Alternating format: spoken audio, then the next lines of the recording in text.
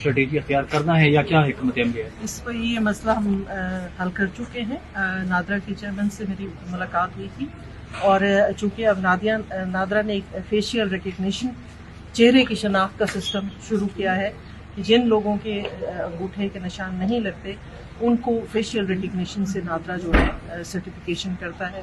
تو ان خواتین کو جن کو یہ پرابلم ہے وہ وہاں سے اپنا حاصل کریں جا کے سرٹیفکیٹ, تو اس کے سرٹیفکیٹ کے اگینسٹ ان کو وہ پیمنٹ ہو جائے گی.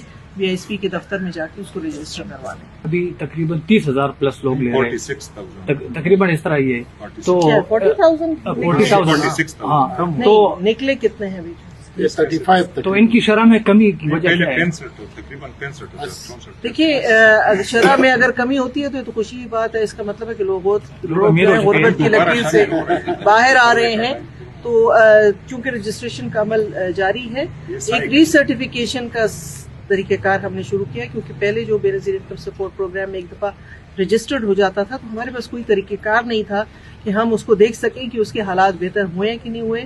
تو اب ہر سال بعد ری سرٹیفکیشن ہوگی. جن فیملیز کے 3 سال ہو گئے ہیں کفالت لیتے ہوئے وہ ری سرٹیفکیشن کریں گی. اگر تو حالات ٹھیک نہیں ہوئے تو بے نظیر انکم سپورٹ پروگرام کے اندر رہیں گے, اور خدا کرے کہ اگر حالات بہتر ہوتے ہیں تو پھر وہ اس پروگرام سے ایگزٹ کریں گے. کیونکہ جیسا آپ دیکھتے ہیں کہ ڈیلی رجسٹریشن کے لیے بہت زیادہ لوگ آتے ہیں, تو ہمارے بھی فائنینشیل کنسٹرینٹس ہیں. اگر ہم سب کوئی لوگوں کو لے کے کنٹینیو کرتے رہیں تو پھر ہم اور لوگوں کی مدد نہیں کر سکتے. تو اس لیے یہ ریسرٹیفکیشن کا پروسیس شروع کیا. کیا ان رقم میں اضافہ نہیں ہونا چاہیے کیا؟ ابھی تو ہوا ہے کہ 14,500 روپے ہم دے رہے ہیں. یہ جب شروع ہوئی تھی تو 3,000 تھی, ابھی 14,500 دے رہے ہیں. اور یہ صرف یہ رقم نہیں ہے, جو بچے تعلیم حاصل کر رہے ہیں ہمارے بینیفیشریز کے, ان کو اکثر پیمنٹ الگ سے ہوتی ہے تعلیمی وظائف میں, اور نشو و نما جن کے ہاں بچوں کی ولادت ہوتی ہے وہ پیمنٹ علیحدہ ہے, اس سے الگ ہے ہٹ کے. اچھا میم, دیہاتوں میں جو خواتین ہیں وہ جب یہ رقم وصول کرتے ہیں تو ان کو کیا کیا مسائل پیش آتے ہیں, اور ان کے حل کے لیے کیا آپ لوگوں نے؟ دیکھیے سب سے بڑا جو مسئلہ تھا وہ پیمنٹ کا تھا, کیونکہ پہلے انہوں نے کلسٹر بنائے ہوئے تھے بینکوں کے, اور ایک خاص ریٹیلر کے پاس بھیجتے تھے کہ اسی سے آپ پیسے لیں گے.